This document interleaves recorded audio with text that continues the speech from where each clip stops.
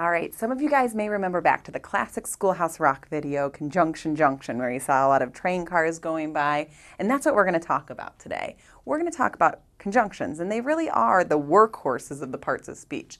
And what they do, like those train cars, they hook up words or word groups. There's three different types of conjunctions that you're going to need to know. The first is the coordinating conjunction. Coordinating conjunctions hook up two equal items, so it could be two sentences, two items in a list, two adjectives describing the same noun. Whatever it is, when you look on either side of a coordinating conjunction, the sides should be equal.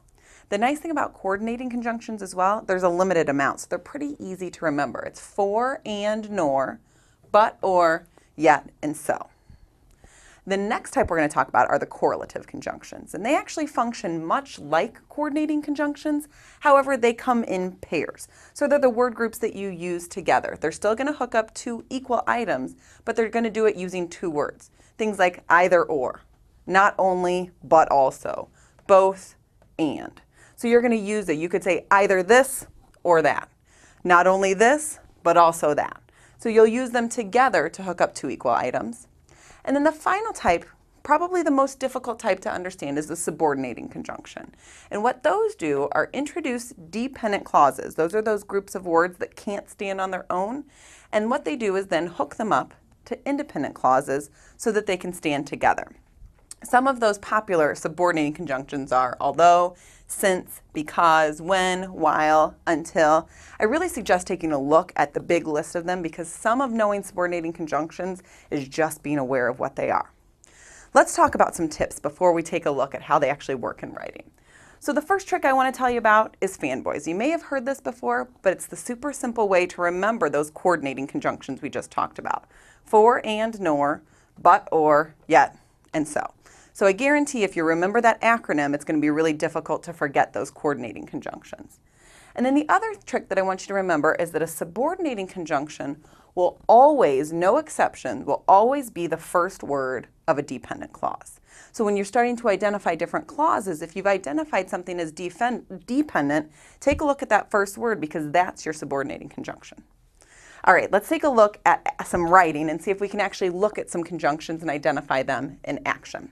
So we've got this short paragraph. In the summer, I love to go to the beach and relax. Since I stay a while, I usually bring a book, some sunscreen, and a hat.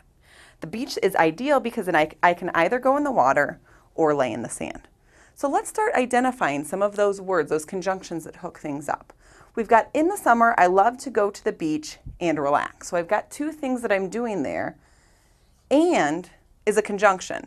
And the easy way to identify what kind of conjunction it is because we know it's a fanboy. If it's a fanboy, it's nothing else. So we've got a coordinating conjunction there. It's hooking up going to the beach and relaxing, two equal verbs. All right? We've got since I stay a while, I usually bring a book, some sunscreen, and a hat. Now the first one that probably pops out to you is this and again. We know it's a fanboy, so we know it's a coordinating conjunction. It's hooking up a book, some sunscreen, and a hat. So that's my list of items. But hopefully you looked earlier in this sentence and you saw this sentence has two parts, one half that can't stand on its own and the other half that can. So if we look at since I stayed a while, we know it's got a subject, I, it's got a verb, stay, but it can't stand alone because there's not a complete thought there. Remember, if we've got a dependent clause, the first word of it is a subordinating conjunction. So since is one of those subordinating conjunctions there, and it's acting to hook together this dependent clause to I usually bring a book, some sunscreen, and a hat, which makes it a complex sentence, and we'll talk about those later. Finally, we have got the beach is ideal because I can either go in the water or lay in the sand.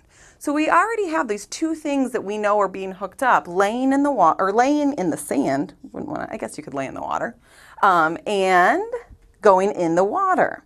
So those two things are hooked up, and they're hooked up by or, but we know or most of the time has a partner in crime, and it's usually either when you're given two choices. So either and or are working together here to be a correlative conjunction.